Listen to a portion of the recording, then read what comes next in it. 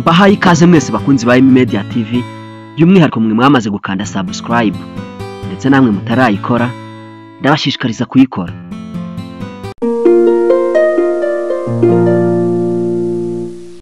Uyu munsi tugiye kuganira kuri avoka. Ikaze.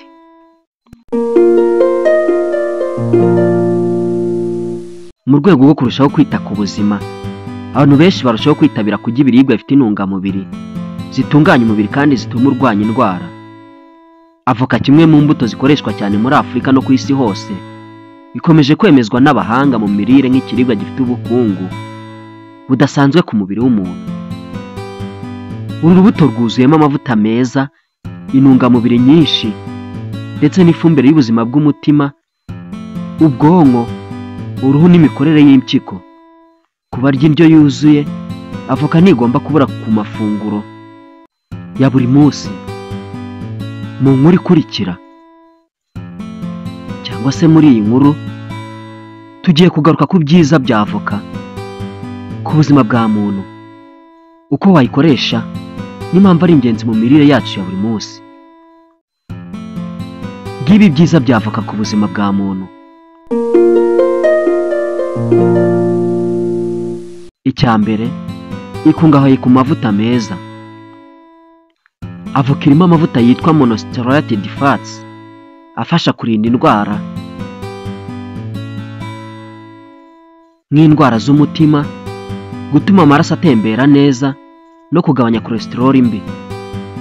Icya kabiri, ikize kuri potassium. Avoka ikungahaye mu kuba isoko ya potassium ikenewe mu kugenzura umuvuduko w'amaraso no kurinda umunaniro w'imikaya. Gatatu, isukura uruhu.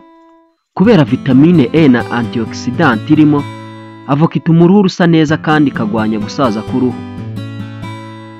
Kane, ifasha mu igogora. Avoka ifite fibre nyinshi ituma igogora rigenda neza, bigatuma wirinda imatwe n'izindi ndwara zo mu mara. Icya gatanu, ifasha abagore batwite.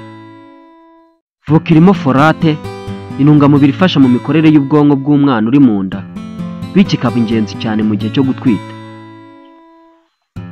Right?